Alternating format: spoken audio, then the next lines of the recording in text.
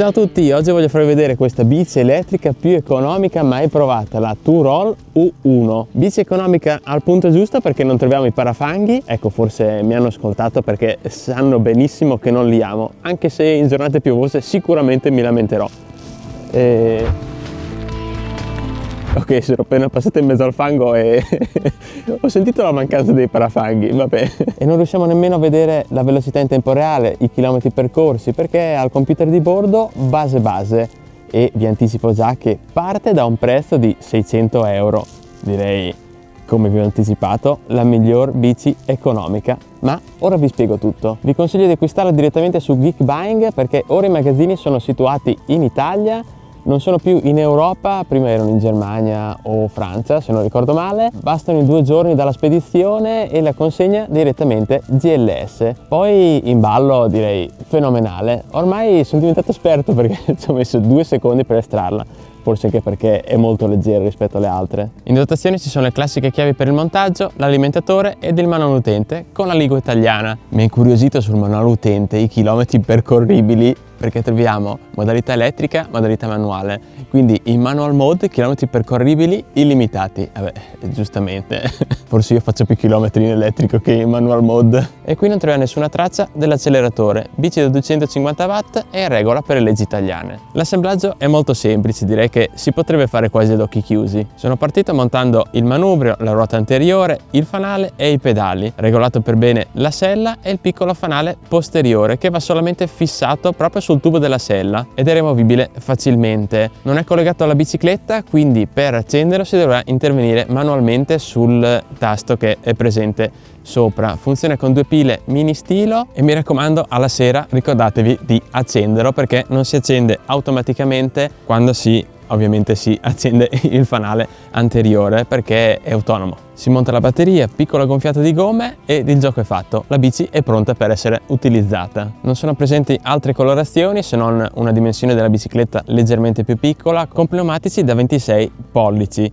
Comunque telaio in lega di alluminio, presente il marchio bianco laterale e certificazione IPX4, come anche poi il peso contenuto 23,5 kg. Questo con batteria compresa. Le sospensioni non possono essere regolate ma hanno un'escursione massima di 8 cm. Diciamo che questo qui è il settaggio di default per un utilizzo urbano. E troviamo anche i classici pneumatici da mountain bike da 29 pollici ed ormai è una misura standard utilizzata da tutte le case produttrici. Doppio freno disco da 160 mm, il classico meccanico e nulla di eccezionale, ben rapportato con le velocità che riesce a raggiungere e il produttore parla anche di freno elettronico, sarà che io non riconosco questo freno elettronico, anche se freno leggermente sento solo intervenire i freni a disco, quindi non so. Cambio Shimano da 21 rapporti, ottimo, entrano tranquillamente tutte le marce senza alcun problema e voglio anche segnalare il cavalletto laterale addirittura regolabile in lunghezza e a questa chiusura soft rispetto alle altre bici che tipo quando chiudi i cavalletti senti stum e tipo io che abito un po' in campagna sentono i cani ovunque, disastro tutte le volte che salgo in bici. Beh, direi che questo dettaglio non mi interessa più di tanto. Comunque, come vi ho già anticipato, troviamo un motore da 250 watt e una batteria da 13 ampere. È removibile con l'apposita chiave, direi che questa è l'unica utilità della chiave in dotazione e dal momento non è disponibile una batteria aggiuntiva su Geekbuying, ma si può acquistare una seconda batteria direttamente sul sito Two-Roll per 150 euro. Posso dire che è un ottimo prezzo e in teoria funziona anche il mio coupon YouWin Code che vi consente di avere il 3% di sconto. Per ora solo così poco, però meglio di niente. Per quanto riguarda le funzioni, voglio proprio parlarvi del computer di bordo perché c'è veramente poco. Questa volta non mi sono nemmeno impegnato per sbloccare la bicicletta perché io sinceramente non ne trovo l'utilità.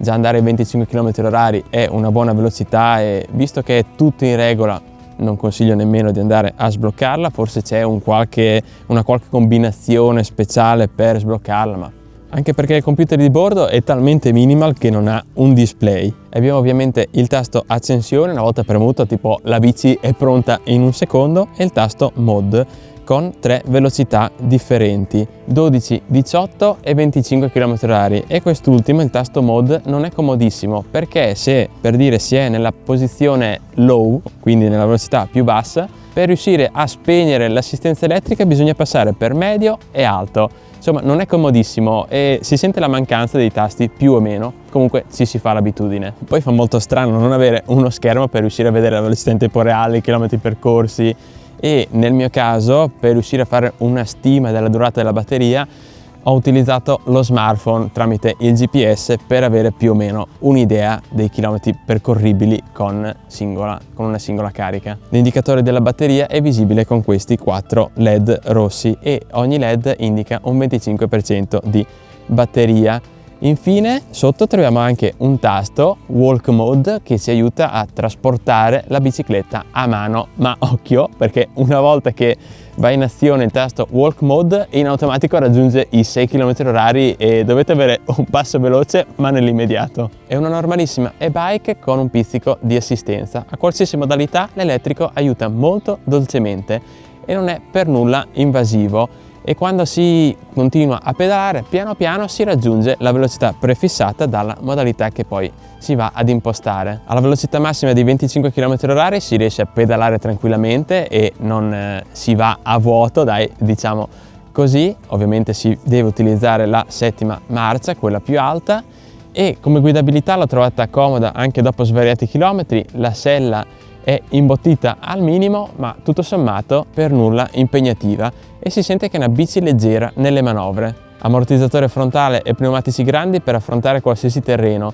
e per esempio nell'erba con quel pizzico di elettrico sembra di essere sull'asfalto e zero fatica. Io che sono alto circa 1,72 m, la bici posso dire che è perfetta. Può andare bene per persone alte 1,50 m, massimo 1,95 m, e comunque dai, diciamo che riesce a coprire una buona fascia di persone. Poi vi ricordo, per chi è più piccolino, c'è anche la bici da 26 pollici. La postura è un pochino racing, quindi tutto il corpo è sbilanciato sul davanti, comunque è sempre una mountain bike. Ed il manubrio è leggermente più stretto rispetto allo standard, è largo 68 cm circa. Come anche le manopole piccole, forse è solo un'impressione, ma sembra di essere tutto compresso con le braccia. E almeno i primi chilometri la guidabilità è un pochino strana, e adesso se vado su un'altra bicicletta mi sembra strana quella. Come fanale ovviamente quello posteriore non si accende quando andrete a frenare, e invece fanale anteriore che si accende con l'apposito tasto qui sul computer di bordo. Mi ero dimenticato forse prima di dirvelo. Premendo il tasto, circa dopo 2 secondi si accende il fanale. Non so perché l'accensione non è immediata, non lo so. Mi immagino che quando premi il tasto sarà che la sto utilizzando in modo estremo, e più o meno ho constatato una durata della batteria di 50 km circa. Posso dire che sono i primi 2 cicli completi di ricarica, però il produttore assicura 65 km di durata, diciamo comunque durata nella media, e con l'alimentatore proprietario ci vogliono quelle 5 ore circa per una ricarica completa. Arriviamo alle conclusioni, e come vi ho già detto è una bici sì più economica mai provata, ma anche una tra le più docili, con un aiuto poco invasivo e utile per percorrere lunghe distanze o percorsi più impegnativi. Diciamo che non ha caratteristiche particolari e si nota che è un e-bike solamente dalla batteria centrale, semplice, senza parafanghi e leggera anche nel prezzo, perché è un prezzo di 599 euro. Mi raccomando, controllate qua sotto in descrizione, perché su Geekbuying i coupon sconto cambiano spesso, quindi molto probabilmente avrò un codice sconto all'uscita del video, cercherò di tenerlo sempre aggiornato. Poi se il codice non funziona, mi raccomando, scrivetemi. Penso non ci sia nessun'altra bici a questo prezzo, e un altro plus è non avere il pensiero fisso di avere una bici non legale. Qui potete andare in giro tranquilli perché 250 watt, non ci sono aiuti extra, quindi a pedalata assistita, ed è tutto nella norma. Presto disponibile solamente su Geekbuying, ormai è uno store, almeno per me, di riferimento come Amazon, anche perché hanno un'ottima assistenza, e posso dire che il prezzo di questa bici è inarrivabile, a meno che non si guarda il mercato dell'usato. Per qualsiasi altra informazione scrivetemi pure qui sotto, io sono sempre a disposizione, e alla prossima su YouWin Blog.